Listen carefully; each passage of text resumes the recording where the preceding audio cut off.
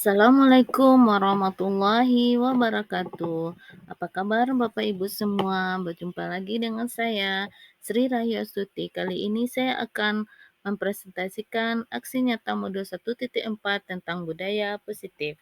Perkenalkan, terlebih dahulu Bapak Budi Darmawan SPD MT sebagai fasilitator saya dan Ibu Elvi Gustina MPD pengajar praktik saya.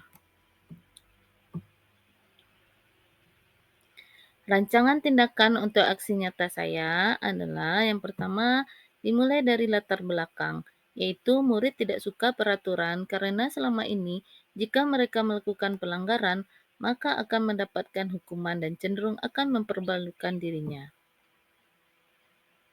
Tujuan dari aksi nyata saya ini adalah yang pertama menciptakan murid yang merdeka dan disiplin diri yang kuat. Yang kedua, menumbuhkan budaya positif di sekolah dengan meyakini nilai-nilai kebijakan universal. Tolak ukurnya yang pertama adalah terbentuknya keyakinan kelas melalui kegiatan kesepakatan kelas yang dilakukan oleh wali murid dan siswa. Yang kedua yaitu siswa mampu menerapkan dan menjalankan keyakinan kelas yang telah dibuat. Lini masa tindakan. Langkah-langkah tindakan yang akan dilakukan yang pertama yaitu menghadap kepala sekolah untuk menjelaskan pentingnya penanaman budaya positif dan keyakinan kelas di sekolah, serta meminta izin untuk mendiseminasikan bersama rekan guru. Kemudian mengumpulkan rekan guru untuk melakukan diseminasi pemahaman materi budaya positif atau keyakinan kelas dan segitiga restitusi. Yang ketiga, berkoordinasi dan berkolaborasi dengan wali kelas di kelas masing-masing. Kemudian memantau, merefleksi, dan mengevaluasi keyakinan kelas yang telah dibuat. Dukungan yang dibutuhkan yaitu yang pertama, dukungan dari kepala sekolah, rekan guru, serta murid agar tindakan yang telah disusun dapat dilakukan secara lancar dan menyeluruh. Yang kedua yaitu sarana dan prasarana untuk menumbuhkan budaya positif di sekolah. Yang ketiga yaitu orang tua dalam melakukan budaya positif di rumah. Berikut ini merupakan kegiatan diseminasi di sekolah mengenai pemahaman dan pengalaman budaya positif. Assalamualaikum warahmatullahi wabarakatuh.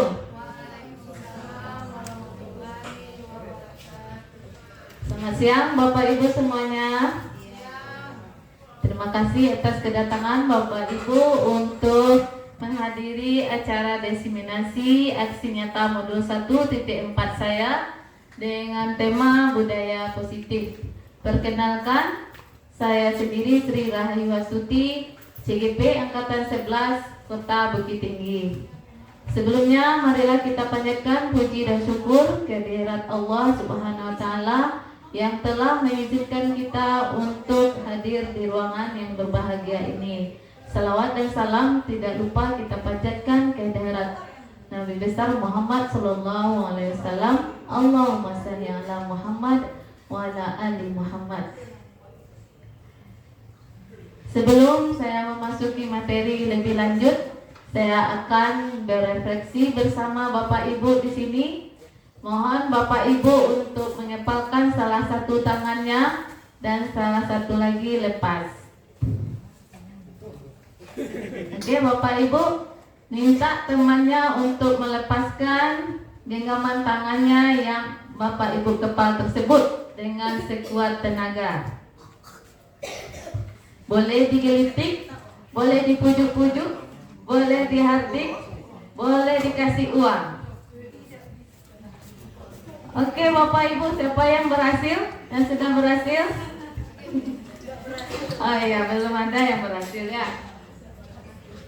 Oke, memang genggaman tangan kita yang mengatur kapan kita buka, kapan kita lepaskan.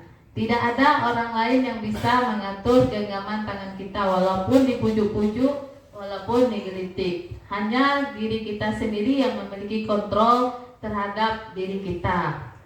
Contohnya tadi genggaman, kalau kita ingin lepaskan tanpa dipujuk-pujuk pun kita akan lepaskan saja. Tapi kalaupun orang lain sudah gelitik segala macam, kalau kita tidak mau ya tidak mau. Oke, demikian juga untuk murid. Menurut Dr. William Glasser, pada dasarnya guru tidak dapat memaksa murid untuk berbuat sesuatu. Jikalau murid tersebut memilih untuk tidak melakukannya, kalau murid tersebut mau, guru cukup untuk berbicara satu kali, murid mau melakukannya. Tapi kalau murid tidak mau, sudah berbuih pun Bapak Ibu guru mengajak murid tersebut melakukan hal yang Bapak Ibu minta, dia tidak akan melakukan. Jadi posisi kontrol tersebut ada pada diri kita sendiri. Tema kali ini yaitu tentang disiplin positif. Pasti Bapak Ibu sudah pernah mendengar kata disiplin ya. Rata-rata di sekolah menerapkan disiplin. Tapi mungkin Bapak Ibu jarang mendengar kata disiplin positif. Mungkin baru kali ini atau pernah sebelumnya, tapi tidak tahu apa itu disiplin positif. Disiplin positif yaitu pendekatan mendidik anak untuk melakukan kontrol dan pembentukan kepercayaan dirinya. Di dalam disiplin positif ini ada nilai kebajikan dan keyakinan kelas yang tujuan mulianya mengacu pada prinsip-prinsip yang dianut seseorang dan kesepakatan yang dibuat bersama. Kalau di kelas, kesepakatan tersebut dibuat antara guru dan murid. Kalau di sekolah, antara guru-guru, tenaga pendidikan, murid, dan kepala sekolah. Oke, mari kita lanjut dengan keyakinan kelas. Tadi sudah dibahas sedikit apa itu keyakinan kelas yang dibuat oleh guru bersama murid di kelas. Oke, keyakinan kelas tersebut akan membuat guru dan murid bersama-sama melaksanakannya dengan senang hati karena kesepakatan tersebut telah disepakati bersama. Apa yang murid mau dan apa yang guru mau sepakat. Nah, jadi apabila terdapat murid yang melanggar atau guru yang melanggar, sudah sepakat menerima sanksinya. Mari kita lanjut mencoba membuat nilai-nilai kebajikan yang akan diterapkan pada keyakinan kelas. Kalau di peraturan, kalimatnya identik dengan kalimat negatif. Sementara nilai kebajikan yang dituju tersebut bernilai kalimat positif. Kembalikan barang ke tempatnya. Kalimat nilai kebajikan apa yang akan dituju? Fadli? Pak Fadli? Tanggung jawab. Oh ya. Ya, tanggung jawab kembalikan barang ke tempatnya. Berarti apabila murid mengambil sesuatu, kemudian murid tersebut harus meletakkannya kembali ke tempat semula.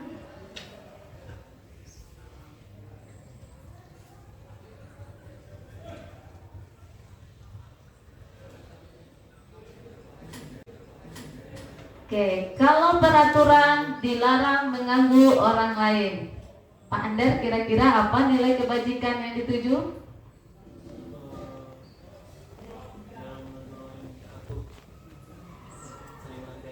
Saling menghargai. Kira-kira sesuai ya? Menghargai. Jadi kita selaku manusia lain tidak mau mengganggu orang lain. Berarti kita menghargai orang lain.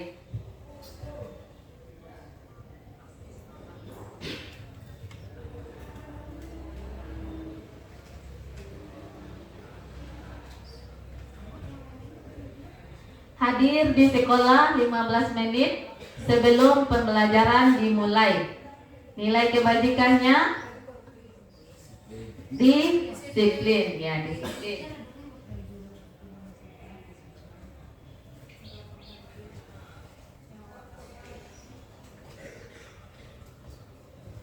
Dilarang melakukan kekerasan. Nilai kebajikannya apa kira-kira? Menghargai. Ini kan antara kita dengan orang lain ya. Kita tidak mau orang lain terkena kekuatan fisik dari kita. Jadi kita keselamatan bisa keselamatan, menghargai.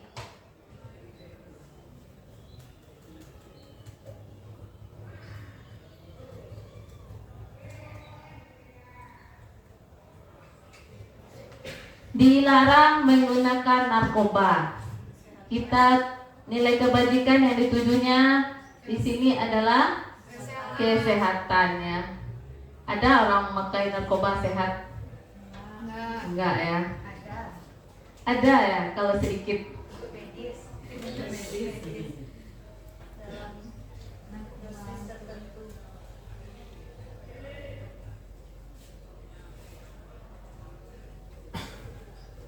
Bergantian atau menunggu giliran? Tertib, ya benar.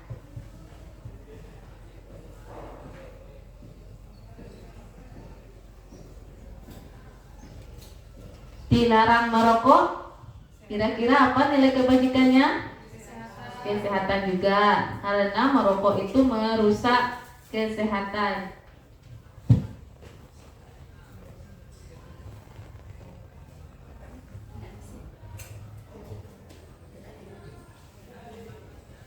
Gunakan masker. Nilai kebajikan yang kita tuju peduli.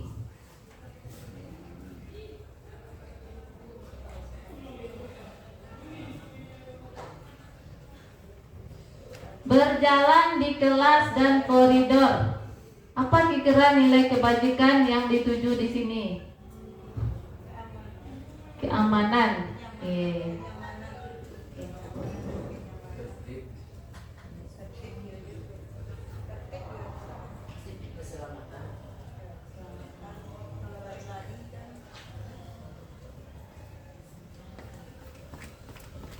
Oke, demikianlah kira-kira dalam menulis membuat sebuah keyakinan kelas bersama siswa. Kita menggunakan kata-kata yang bernilai positif seperti tadi. Kemudian kita meminta siswa untuk menuliskannya di stick note, menempelnya ke papan tulis. Kemudian bersama-sama siswa menyimpulkan apa keyakinan kelas yang akan kita sepakati. Kemudian kita meminta siswa untuk menandatangani keyakinan kelas tersebut. Jadi apabila siswa melanggar, kita cukup meminta siswa tersebut membacakan keyakinan kelas yang telah disepakati. Materi berikutnya yaitu tentang motivasi perilaku manusia. Manusia ini dalam bersikap, dalam berbuat, ada motivasi tersendiri. Yang pertama ada motivasi untuk menghindari ketidaknyamanan atau hukuman. Di sini orang berbuat karena takut dimarahi atau takut dihukum. Ini adalah tingkat terendah dari motivasi manusia. Ini masih bersifat eksternal. Mau melakukan sesuatu tapi karena takut dihukum. Ini adalah dari luar diri manusia tersebut. Yang kedua yaitu untuk mendapatkan imbalan atau penghargaan dari orang lain. Manusia dalam melakukan sesuatunya mungkin ingin mendapatkan imbalan uang atau pujian dari orang lain, bukan dari dirinya sendiri. Ini motivasinya masih bersifat eksternal. Motivasi yang terakhir yaitu yang muncul dari dalam diri mereka sendiri, yaitu dari internal. Mereka menjadi orang yang menghargai diri sendiri dengan nilai-nilai yang mereka percayai. Ini adalah motivasi yang tingkat tertingginya. Tanpa paksaan orang lain, tanpa ingin dihargai, tanpa takut dihukum, mereka melakukan dengan kesadarannya sendiri. Misalnya orang memakai helm ketika memakai motor bukan karena takut ditilang, bukan karena takut dipuji rajin pakai helm, tapi memang kesadarannya sendiri ingin memakai helm untuk menjaga keselamatan dirinya. Selanjutnya, kita sebagai guru selama ini mungkin belum tahu apa-apa saja posisi kontrol kita sebagai guru. Mungkin mendengarnya baru kali ini ya Bapak Ibu ya. Ada loh posisi kontrol guru. Yang pertama, guru sebagai pemberi hukuman. Cuma bisa menghardik-hardik, menunjuk-nunjuk, menyakiti, menyindir-nyindir. Itu sering kita dapati ya. Kadang mau berbicara sama orang lain, ada loh si Anu itu adalah posisi guru sebagai pemberi hukuman. Kata-kata yang sering keluar di sini, patuhi aturan saya atau awas. Awasnya itu kebanyakan nilai kamu tidak tuntas atau apa. Kamu selalu saja salah atau pasti selalu yang terakhir selesai. Jadi guru kurang menghargai usaha dari murid, hanya bisa menghardik, menyakiti perasaan murid. Ini adalah posisi kontrol guru yang pertama sebagai pemberi hukuman. Selanjutnya, guru sebagai pembuat rasa bersalah. Kata-kata yang bisa muncul, biasanya guru ini memanggil siswa, berceramah kepada siswa, menunjukkan kekecewaannya kepada siswa. Kata-katanya seperti, ibu sangat kecewa sekali sama kamu, berapa kali bapak harus memberitahu kamu ya. Nah, seperti itu akan membuat perasaan murid merasa bersalah, tertekan. Mungkin dampaknya bukan di fisik, tapi di perasaan. Di sini guru bukannya lebih baik kepada murid, tetapi ini juga membuat murid merasa down, tidak nyaman. Kemudian posisi guru yang ketiga adalah sebagai teman, yaitu mereka sering berkata kepada muridnya, ayo bantulah demi bapak ya, atau demi ibu ya. Ayo ingat tidak bantuan bapak selama ini. Ngomong-ngomong seperti itu, bicara seperti itu posisi gurunya sebagai teman. Jadi antara murid dan guru bisa berbicara dari hati ke hati. Ya sudah, kali ini tidak apa-apa, nanti ibu bantu bereskan. Itu ada kelebihan dan kekurangannya juga. Yang keempat, posisi gurunya adalah sebagai pemantau. Di sini guru biasanya sebagai penghitung dan pengukur. Apa ya peraturannya? Konsekuensinya apa ya? Nah, guru akan selalu bertanya-tanya kepada murid seperti itu. Oh ya, kalau kamu lakukan ini, kira-kira sanksinya apa? Apa yang telah kamu lakukan? Pertanyaan-pertanyaan yang muncul seperti itu, posisi gurunya sebagai pemantau. Yang terakhir, posisi yang sangat bagus dan kita harapkan kita sebagai guru bisa berada di posisi ini, yaitu sebagai manajer, di mana guru akan mempertanggungjawabkan perilaku murid. Guru akan mempersilakan murid mempertanggungjawabkan perilakunya, mendukung murid agar dapat menemukan solusi dan permasalahannya sendiri. Guru akan mengajak murid untuk bertanya dan diskusi. Kemudian murid akan leluasa menyampaikan pendapat-pendapatnya dengan secara merdeka, menyampaikan kepada guru, yakin tidak akan dimarahi atau dihakimi. Kira-kira Bapak Ibu selama ini sudah berada di posisi kontrol yang keberapa? Sudah sampai ke 5 kah? Insya Allah menuju ke sana ya. Kita harapkan sampai ke posisi manajer. Amin. Masih campur-campur, kadang manajer, kadang penghukum, kadang sebagai teman ya.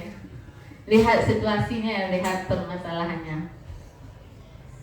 Oke, kemudian di modul 1.4 ini banyak istilah-istilah baru yang belum pernah saya dengar sebelumnya. Mungkin Bapak Ibu juga belum pernah. Ada istilah segitiga restitusi. Awalnya saya membacanya pun agak susah, restitusi. Lama-lama sudah terbiasa. Kira-kira restitusi itu apa ya?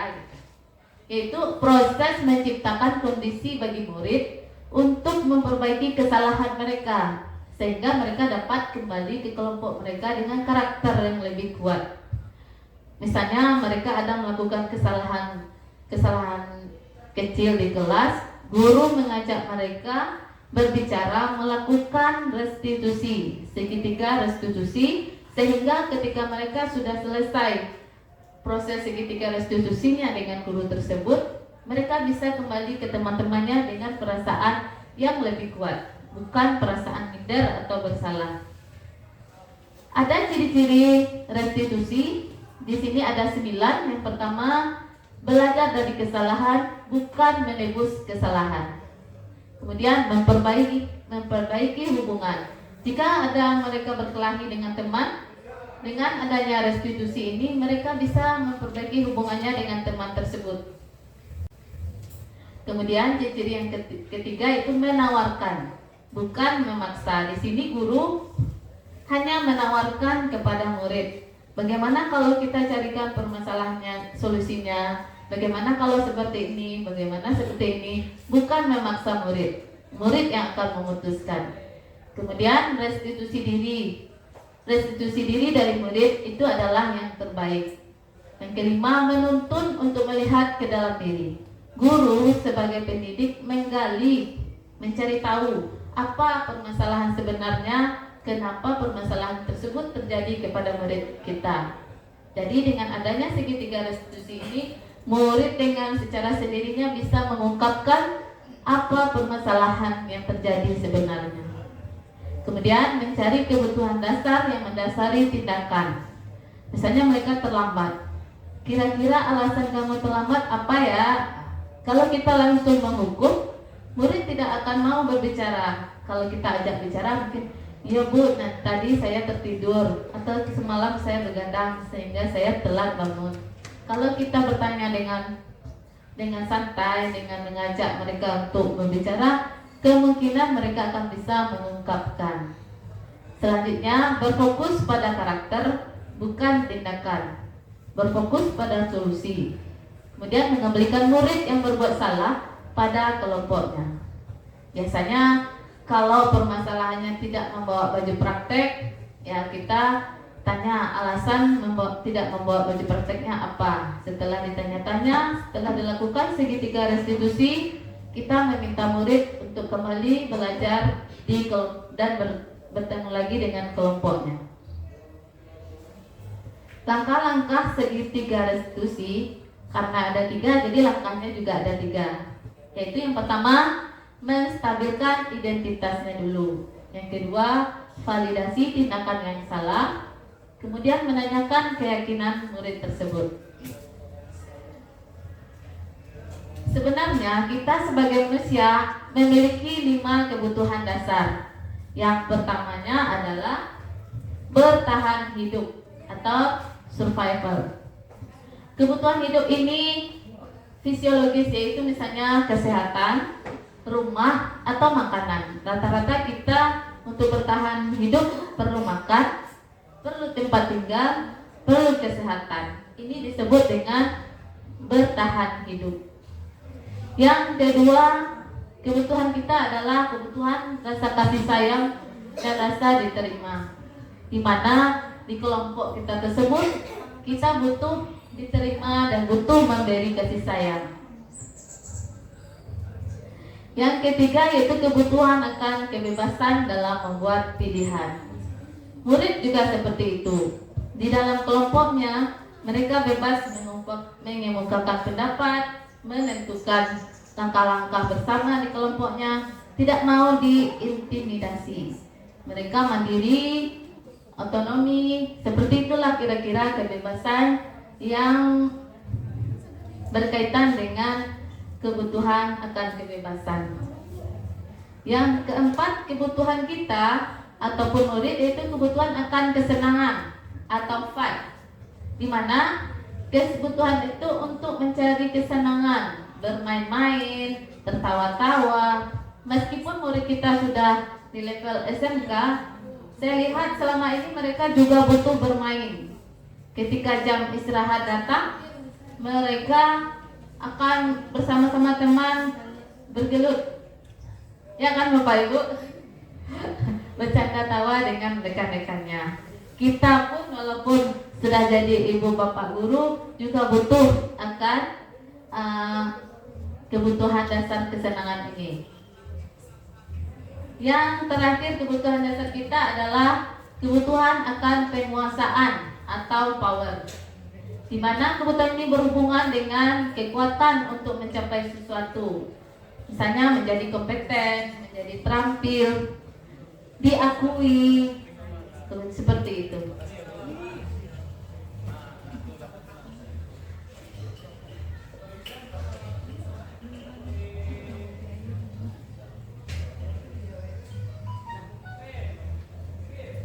Sekarang kita fokus lagi ya Bapak Ibu. Ini ada beberapa pernyataan dan kita tentukan jawabannya, hukuman ataukah konsekuensi.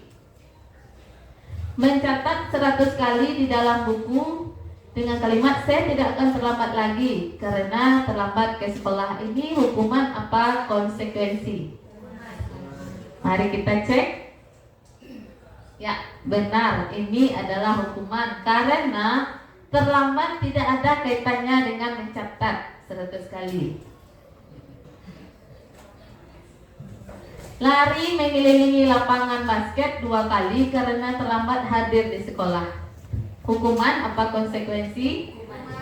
Ya, tidak ada hubungan terlambat dengan lari-lari. Yang berikutnya, murid diminta untuk push up 15 kali karena tidak menggunakan masker ke sekolah. Hukuman. Ya, sudah paham. Menggantikan kertas tugas teman yang telah dicoret-coret. Hukuman apa konsekuensi? Ya, benar. Dia sudah coret-coret tugas teman, ya terpaksa dia ganti. Konsekuensi. Membersihkan tumpahan air di meja tulis karena tersenggol pada saat belajar. Konsekuensi. Benar.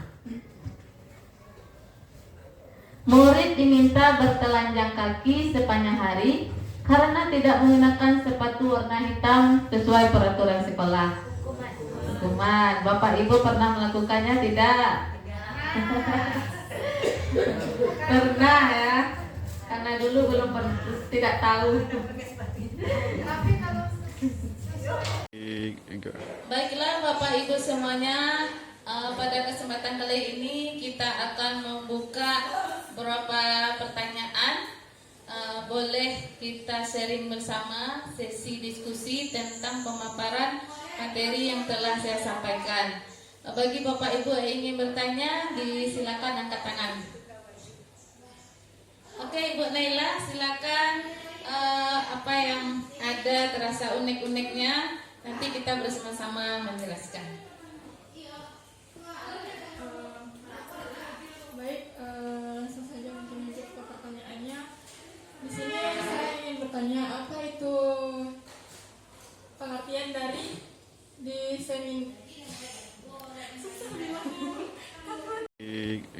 Baiklah Bapak Ibu semuanya, pada kesempatan kali ini kita akan membuka beberapa pertanyaan. Boleh kita sharing bersama sesi diskusi tentang pemaparan materi yang telah saya sampaikan. Bagi Bapak Ibu yang ingin bertanya, disilakan angkat tangan. Oke, Ibu Naila, silakan. Apa yang ada terasa unik-uniknya, nanti kita bersama-sama menjelaskan. Baik, langsung saja untuk menjawab ke pertanyaannya. Di sini saya ingin bertanya, apa itu pengertian dari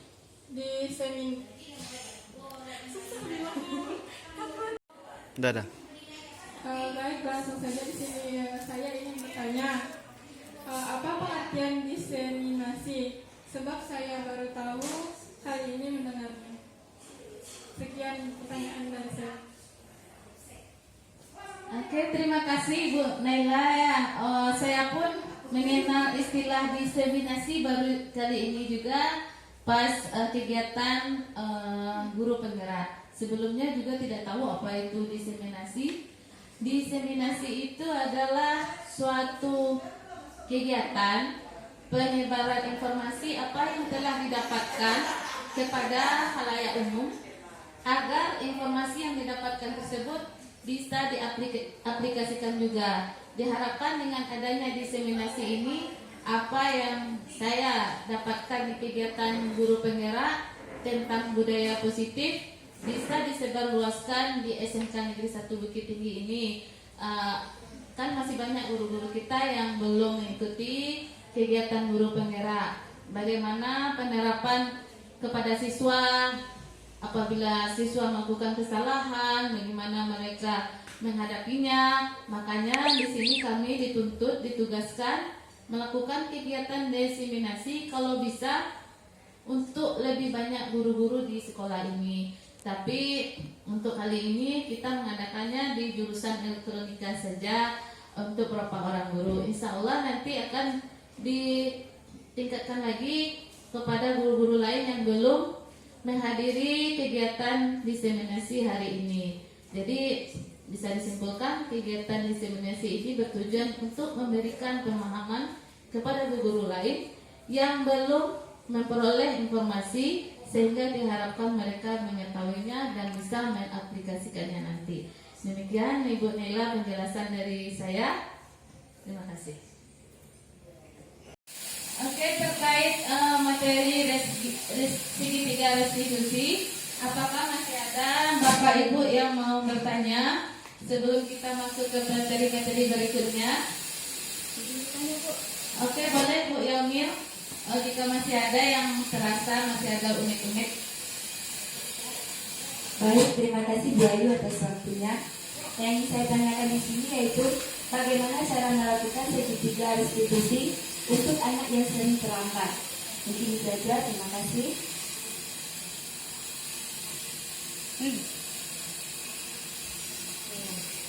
Terima kasih atas pertanyaannya Bu Yomir.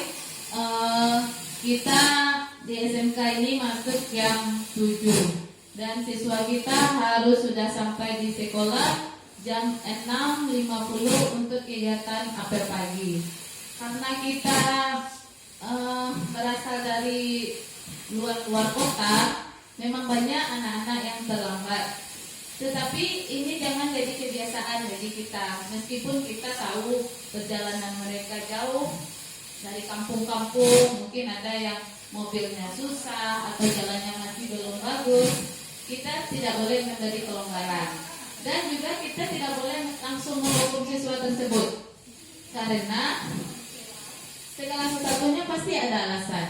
Di sini dari materi yang telah saya pelajari tersebut, ada langkah-langkah yang perlu kita lakukan dalam menghadapi siswa yang sering terlambat tersebut.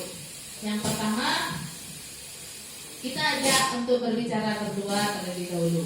Karena kalau untuk menasihati orang lain ataupun diri kita harus lakukannya secara empat mata, supaya siswa kita tersebut tidak merasa dibully atau malu. Langkah-langkah yang sebaiknya kita lakukan dari materi yang telah saya dapatkan dari kegiatan guru penggerak ini ya Bu Yomir. Pertama, saya akan menanyakan kepada siswa tersebut terlebih dahulu dengan mengatakan jika saya ibu gurunya mendapatkan informasi dari guru piket, jika siswa tersebut sudah berapa kali datang terlambat ke sekolah. Terus kita tanya, apa benar sudah sering datang terlambat ke sekolah? Jadi kita tunggu jawabannya.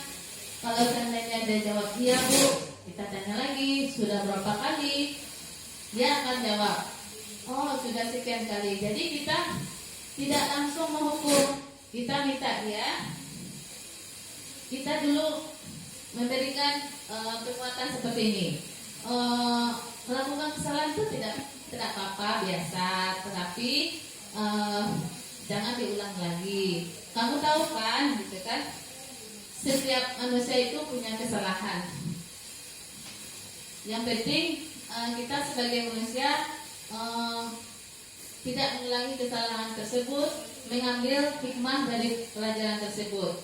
Terus kita akan mengajak siswa tersebut untuk bersama-sama mencari solusi ke depan agar permasalahan sering datang terlambat ini tidak muncul lagi.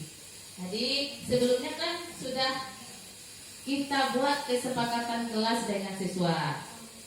Kita tanyakan, apakah sering datang terlambat ini melanggar kesepakatan kelas?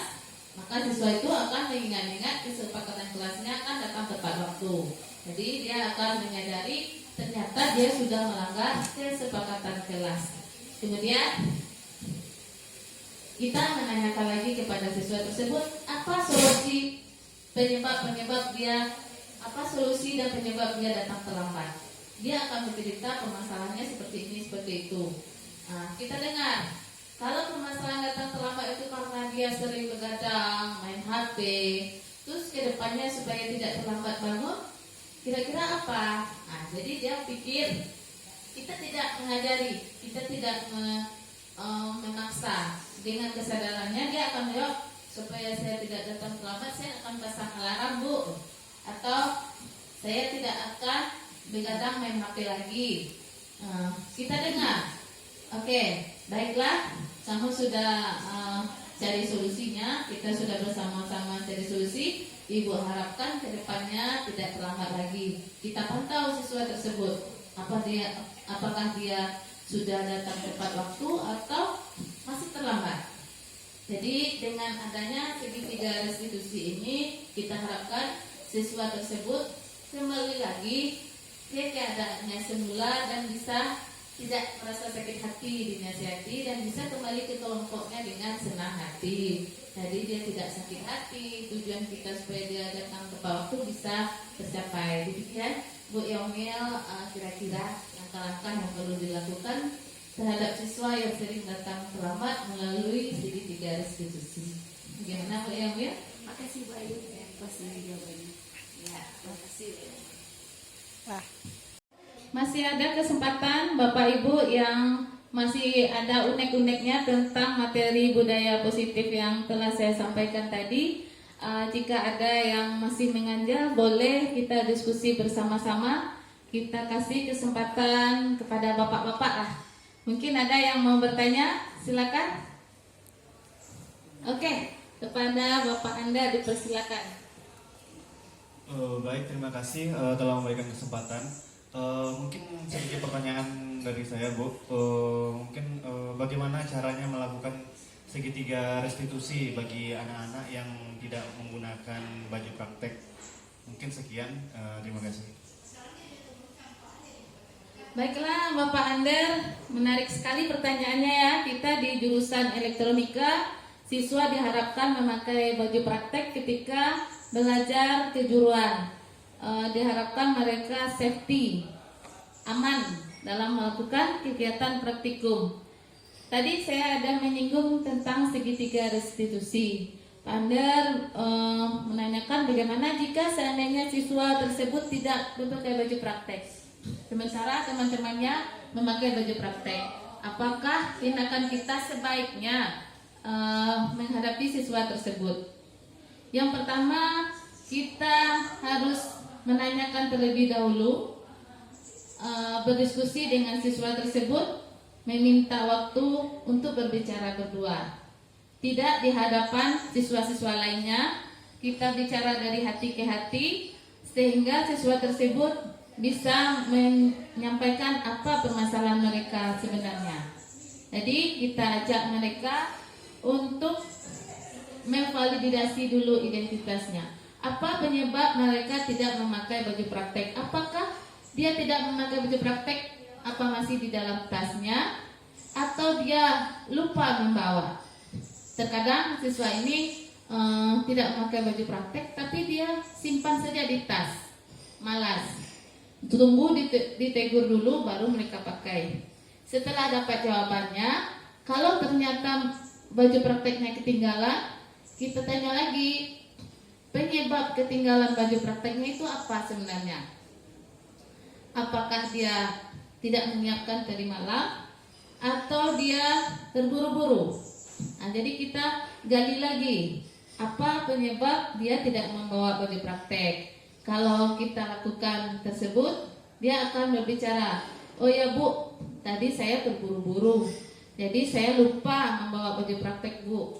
Nah, jadi kita nasihati, lain kali kalau seandainya besok pelajarannya praktek, malam-malam siapkan baju prakteknya, masukkan ke dalam tas sehingga tidak terburu-buru. Kemudian kita tanya lagi, penyebab dia terburu-buru itu apa? Apakah dia telat bangun? Nah, di situ kita akan dapat jawaban lagi. Ternyata dia dari malam kemungkinan dia ada tamu atau dia main HP, begadang. Jadi kita tanya, sebelumnya kan kita sudah membuat kesepakatan kelas. Apakah dia tidak memakai baju praktek tersebut melanggar kesepakatan kelas? Kalau dia jawab iya, berarti dia paham. Sebelumnya kita sudah membuat kesepakatan kelas. Jadi kita bersama siswa tersebut bersama-sama mencari solusi untuk kedepannya. Jadi kita minta dia kedepannya seperti apa? Apakah masih tidak membawa baju praktek lagi? Dengan kesadarannya dia sendiri, dia akan menjawab, saya akan tidur lebih awal, atau saya akan memasukkan baju prakteknya di malam hari atau di sore hari, sehingga besok pagi jika saya terlambat bangun, dia tidak akan terburu-buru lagi sehingga baju prakteknya lupa dibawa. Seperti itu bisa kita praktekkan langkah-langkah segitiga restitusinya. Untuk hal-hal lain juga bisa. Jadi kita tidak langsung menghukum. Kita ajak dia berbicara, kita tanya penyebabnya, terus kita beri penguatan juga. Misalnya, ya wajar saja kamu lupa. Setiap orang kan punya sifat lupa. Semua orang melakukan kesalahan, tidak apa-apa. Lain kali kamu lebih berhati-hati lagi, gitu. Itu jawabannya Pak Ander. Apa cukup jelas Pak Ander? Jelas, Bu. Terima kasih, Bu. Ya, terima kasih Pak Ander. Oke, Ibu Dia, selama mengikuti desiminasi tadi, bagaimana perasaan yang Ibu rasakan? Terima kasih Bu Ayu. Sepanjang saya mendengarkan Bu Ayu tadi menyampaikan desiminasi, saya merasa ini sesuatu yang sangat menyenangkan, yang menjadi tambahan ilmu bagi saya mengenai budaya positif, sehingga sedikit menyadarkan saya bahwa kita sebagai guru harus tahu posisi kontrol kita di mana. Nah, jadi dengan Bu Ayu tadi menyampaikan desiminasi akan menjadi pembelajaran yang sangat berharga bagi saya, mungkin juga bagi teman-teman, untuk lebih melakukan hal yang terbaik untuk peserta didik dan menjadikan peserta didik yang betul-betul berkualitas, bermartabat, mandiri, sesuai dengan visi sekolah kita. Mungkin itu saja Bu Ayu. Terima kasih. Assalamualaikum warahmatullahi wabarakatuh. Waalaikumsalam warahmatullahi wabarakatuh.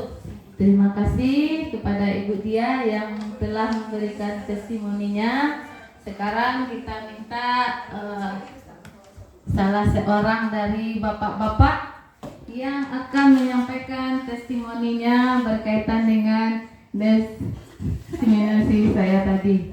Apa perbaikan ke depannya, mungkin ada pengalaman-pengalaman yang bisa di-sharing dengan kita sesama guru di sini. Kepada Bapak Nefrizal, silakan. Refleksi ya Bu Ayu. Baik, terima kasih atas waktunya Bu Ayu. Mungkin dalam refleksi kali ini kita ambil sebuah teknik refleksi yang saya dapatkan di buku-buku penggerak juga, yaitu teknik refleksi 4F. Pertama itu F, fakta. Fakta dari desiminasi yang Bu Ayu lakukan tadi, kita mendapatkan yang Ibu lakukan tadi, kita mendapatkan ilmu baru tentang bagaimana menciptakan budaya positif, mulai dari mengetahui kebutuhan dasar anak, kemudian membuat keyakinan kelas, kemudian membedakan antara peraturan dengan konsekuensi. Jadi untuk sayu jadi dia semuanya. Jadi dari sini yang ibu kegiatan diseminasi tadi saya merefleksi ya. bisa untuk kami sekali ya kami Soalnya potong. testimoni itu harus nampak awal tuh. Biasanya tidak seorang. Nah ulang lagi rekamnya. Sifat Saya akan mencoba untuk memberikan refleksi. Kita akan menggunakan teknik refleksi 4F. Pertama itu fact atau apa yang kita dapatkan dari diseminasi atau pengimbasan yang telah kita saksikan tadi. Pertama, kita mendapatkan ilmu baru tentang bagaimana menciptakan budaya positif di sebuah sekolah atau minimal di ruang kelas kita. Ya, di situ kita mendapatkan bahwa anak mempunyai kebutuhan dasar. Di segala tindakan yang mereka lakukan itu ada penyebabnya. Dengan kesalahan yang sama, mungkin misalnya mulai terlambat, mungkin akan berbeda-beda alasan yang akan kita terima dari murid tersebut. Kemudian untuk menciptakan budaya positif ini juga kita dapat ilmu tadi tentang bagaimana kita membedakan mana yang hukuman dan mana yang konsekuensi. Kemudian untuk menciptakan budaya positif juga kita mendapatkan ilmu tentang bagaimana kita membuat sebuah keyakinan kelas. Aturan memang ada di sekolah supaya semua orang mengikuti atau tertib dalam pelaksanaan pembelajaran di sekolah. Tetapi bagaimana sebuah suasana yang menyenangkan diterima oleh siswa dan guru, maka perlu kita untuk membuat sebuah keyakinan kelas dan menciptakan secara bersama-sama. Mungkin itu ilmu yang baru yang kita dapatkan dari pengimbasan tadi. Kemudian perasaan saya sangat senang sekali karena semakin banyak guru-guru yang terimbas dari materi-materi ini. Mudah-mudahan ke depannya kita bisa menciptakan budaya positif di sekolah kita. Kemudian selanjutnya ke depannya mungkin supaya materi ini lebih bagus dan lebih semangat lagi diikuti oleh teman-teman rekan-rekan sejawat guru. Mungkin dengan adanya simulasi kegiatan bagaimana membuat sebuah keyakinan kelas. Jadi guru terlibat bagaimana membuat sebuah keyakinan kelas, kemudian dia membuat aturan, mengubahnya menjadi kalimat yang positif, kemudian menjadi sebuah keyakinan kelas yang disepakati secara bersama. Mungkin itu saja yang dapat saya sampaikan. Mudah-mudahan ada manfaatnya. Saya akhiri. Billahi taufiq wal hidayah. Assalamualaikum warahmatullahi wabarakatuh. Waalaikumsalam. Terima kasih saya ucapkan kepada Pak Mem yang sudah memberikan refleksi tentang acara diseminasi saya tadi. Mudah-mudahan untuk kita bersama ada manfaatnya. Apa yang disampaikan oleh Pak Nef tadi bisa kita terapkan ke depannya. Harapan-harapan Pak Nef ke depannya tidak hanya di jurusan elektronika saja, tapi diseminasi ini disampaikan kepada banyak orang guru sehingga bisa seluruh guru di SMK Negeri 1 Bukit Tinggi mendapatkan ilmu yang sama, bersama-sama mencoba menerapkan keyakinan kelas, bersama-sama menerapkan budaya positif di sekolah kita ini. Terima kasih kepada Bapak Ibu semua. Assalamualaikum warahmatullahi wabarakatuh. Waalaikumsalam warahmatullahi wabarakatuh. Assalamualaikum warahmatullahi wabarakatuh. Waalaikumsalam warahmatullahi wabarakatuh. Hari ini adalah pertemuan pertama kita. Sebelum kita melanjutkan ke hari-hari berikutnya, alangkah lebih baiknya antara Ananda semua dengan Ibu mengadakan kesepakatan kelas atau keyakinan kelas, di mana aturan-aturan yang ada di kelas kita ini kita sepakati secara bersama-sama. Apa bisa kita kerjakan seperti itu? Ibu meminta Ananda membuat di stick note ini apa keinginan Ananda selama belajar dengan Ibu. Apa-apa saja yang mau dilakukan. Jika kita masuk 7.00, berapa menit Ananda boleh diizinkan terlambat, tulis di situ. Terus apabila Ananda membawa HP, bagaimana peraturan yang akan kita sepakati? Bisa paham? Oke, tolong dibagikan di sebelah sini. Yes. Tidak usah. Oke, terus tuliskan satu lagi.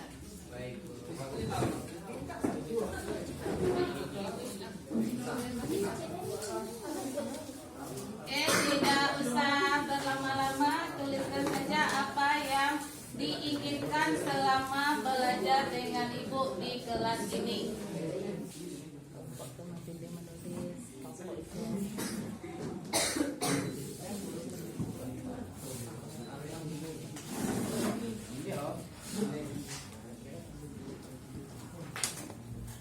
Penawa hilang mah.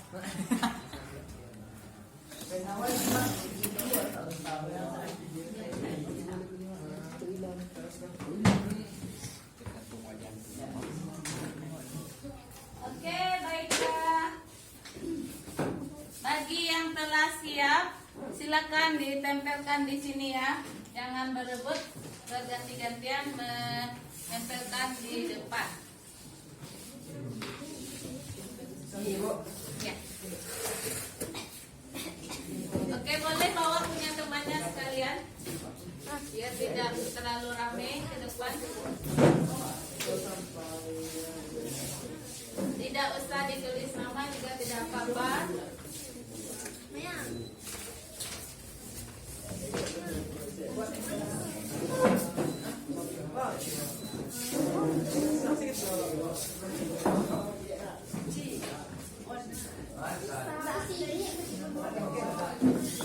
yang tinggi di atas juga boleh.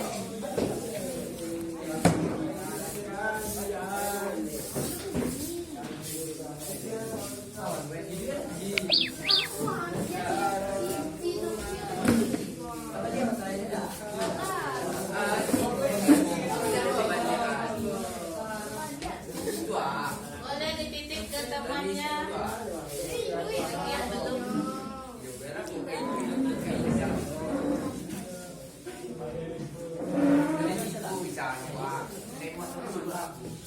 Oke, sudah semua? Sudah? Tolong nyalakan AC kita ya.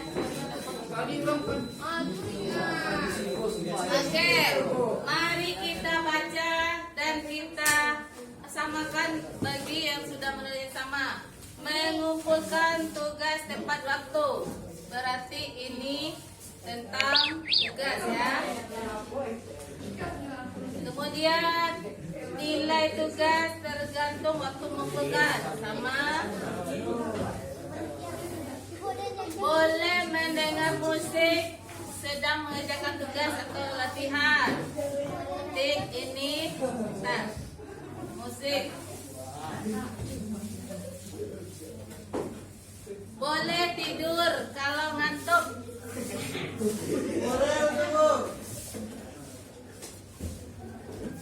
Boleh main HP asalkan tidak main game. Oke.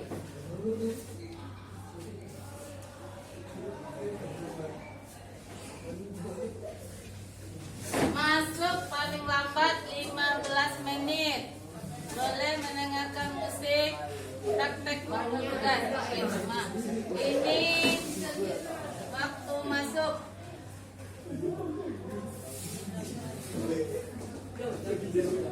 Memakai pakaian praktek lengkap.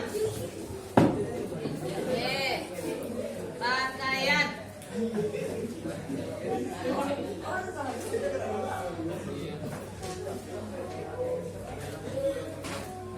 Boleh bermain HP. Boleh bermain HP. Boleh bawa HP tapi tidak boleh main game. Masuk kelas tepat waktu, toleransi 15 menit. Boleh buka HP tapi saat guru mengizinkan. Oke, HP. Boleh buka HP tapi tidak boleh main game. Boleh, Bu. Oke, sama. Main HP. Jika memakai HP saat belajar, untuk yang pernah dimaafkan selama 1 minggu, yang ketiga selama sebulan, ini masih HP. Memakai baju praktek saat belajar sebulan. Boleh belajar sambil ngemil. Ini Makanan. Makanan. Wajib menggunakan baju praktek. Oke, rangkaian. Boleh mendengarkan musik. Musik. Boleh mendengarkan musik. Oke. Boleh bermain HP. HP. Maksimal keselamatan 15 menit. Oke. Telat masuk kelas minimal 15 menit. Boleh mendengarkan musik. Musik. Waktu masuk minimal 15 menit.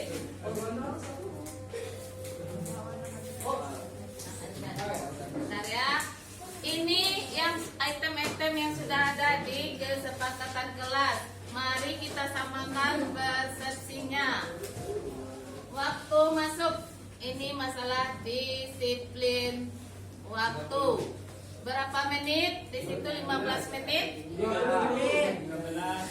Ya, 15 menit. Oke, yang pertama. Yang kedua, tugas. Tugasnya berdasarkan waktu ngumpul. Kalau tepat waktu nilainya maksimal. Kalau sudah diundur 1 minggu, 2 minggu nilainya berkurang. Ya. Tugas pengumpulan tugas tepat waktu ini supaya nilainya maksimal. Yang ketiga, musik. Kalau ada tugas kita bermain musik, apakah ada yang terganggu? Tidak. Ada yang terganggu nggak kalau belajar ada musiknya? Tidak.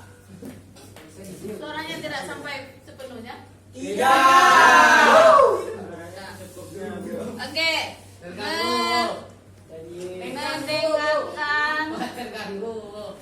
Mendengarkan musik di waktu istirahat saja. Nanti. Kemudian tidur. Tidur kalau mengantuk boleh di kelas.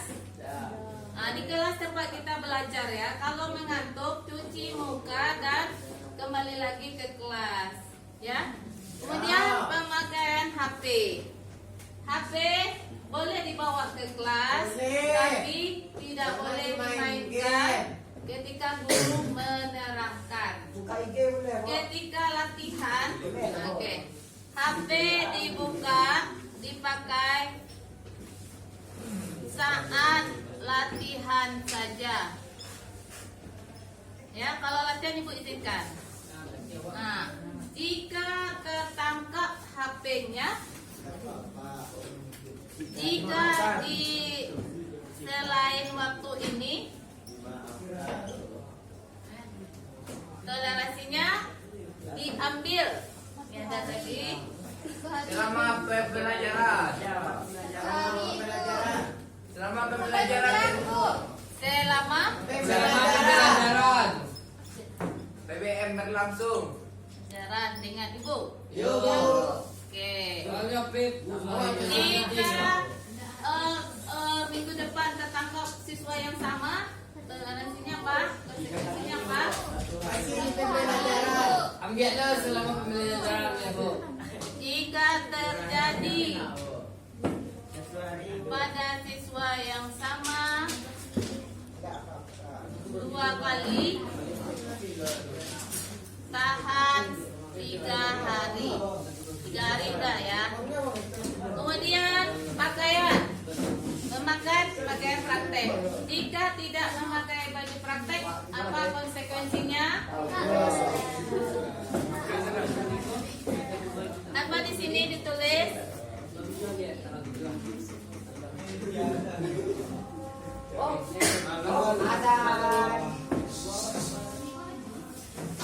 Nah, jika tidak memakai baju praktek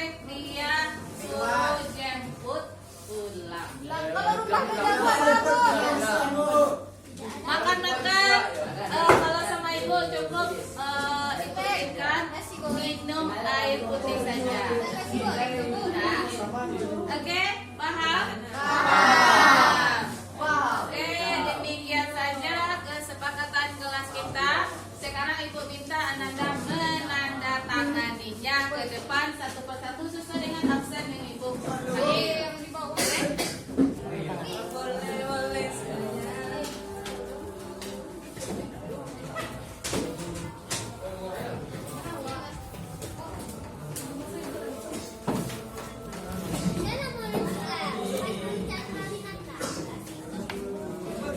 Oke, selanjutnya Aprilia. Aprilia.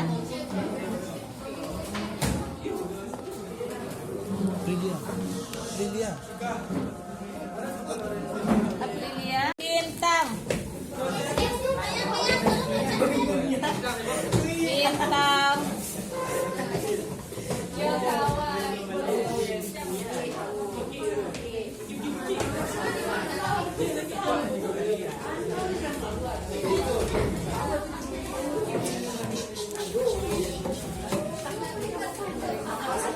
Jika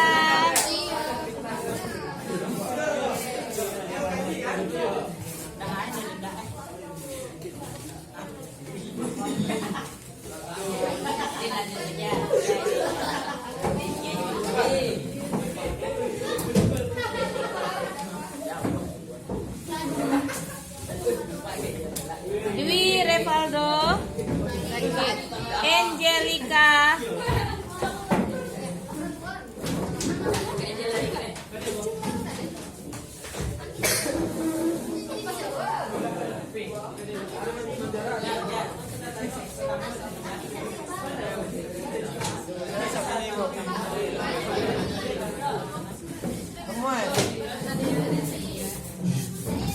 Farel Abdul Yazid,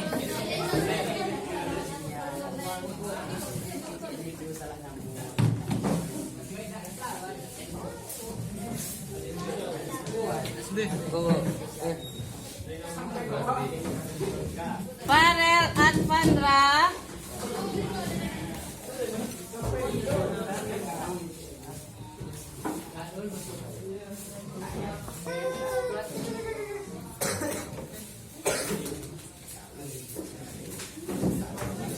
Fikri Aulia,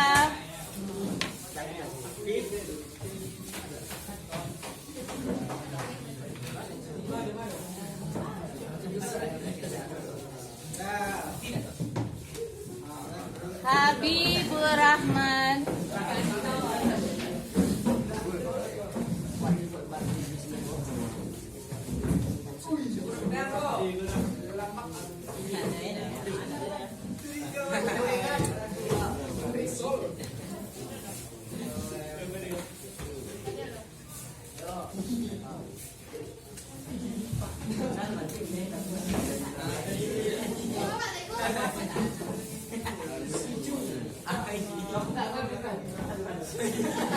Adit Arozak. Tanda tangani kesepakatan kelas kita. Kita harus sepakat.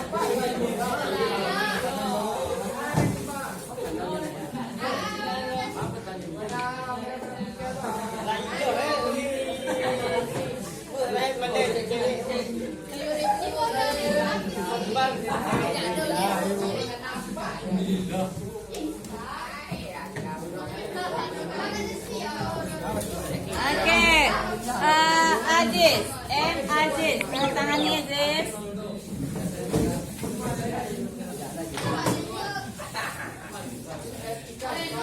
Yang belum terpanggil silakan di belakang. Tolong buka pintu. AC-nya tolong dinyalakan ya. Nafil, Nafil. Tanda tangani kesepakatan kelas kita.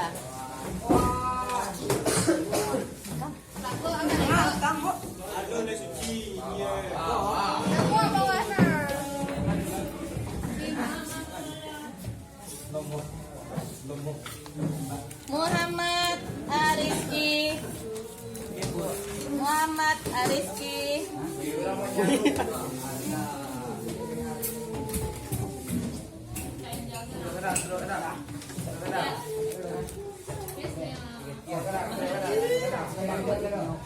Muhammad Ihsan. Tangan siang balik.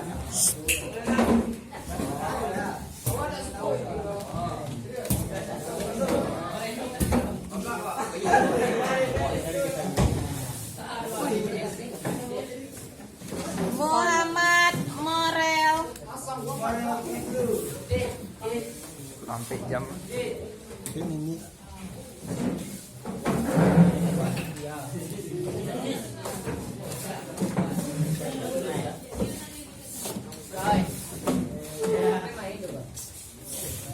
Oke, lanjut Muhammad Rafiq.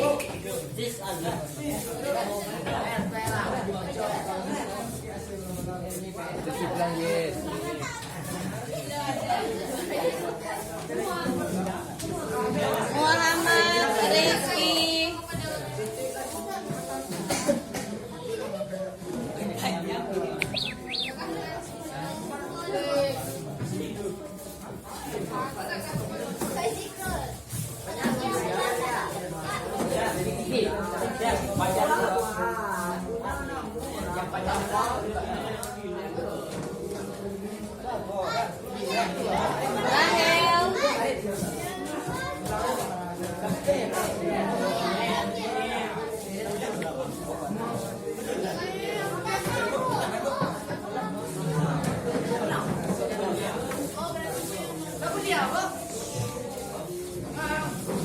Ilham.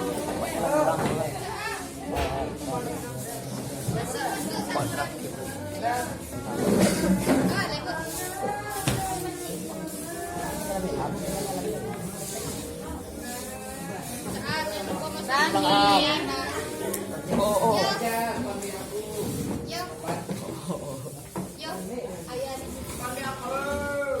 Reno.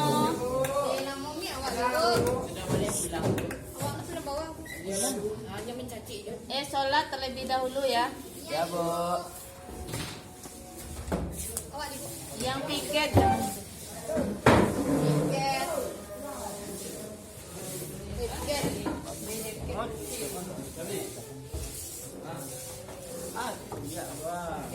Aldo.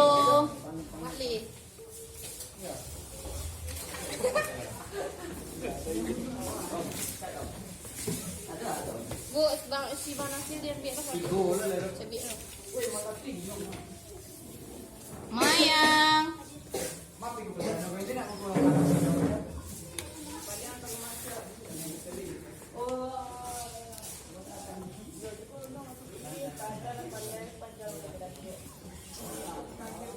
Boleh tidur kalau masuk. Suci. Ya. Weh.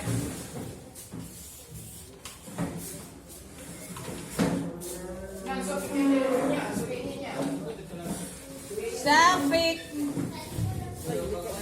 Adikri.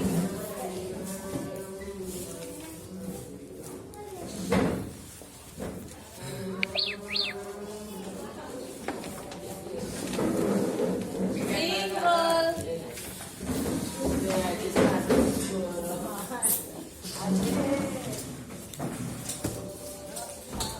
Sorry.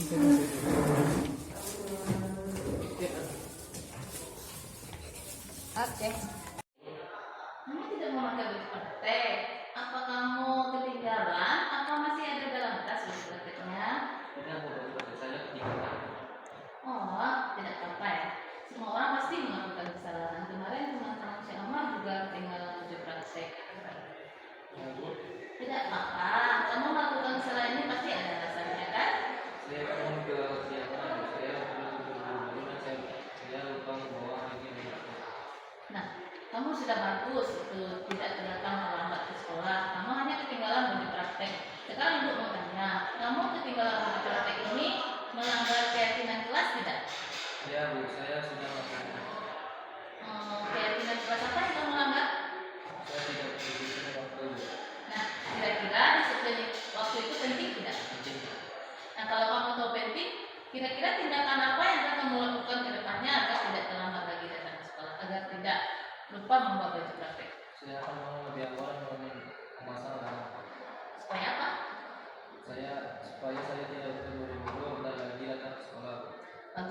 Jika kamu sudah memahaminya, kamu nantinya mau jadi orang yang seperti apa? Baiklah, kalau begitu kamu siap-siap ke bengkel dan mengikuti praktek lagi ya. Terima kasih Bu. Ya.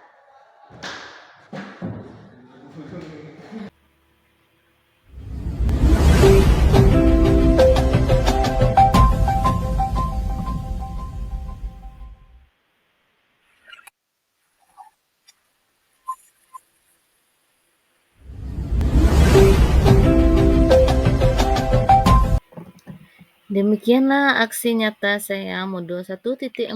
Jika ada salah, saya minta maaf. Assalamualaikum warahmatullahi wabarakatuh.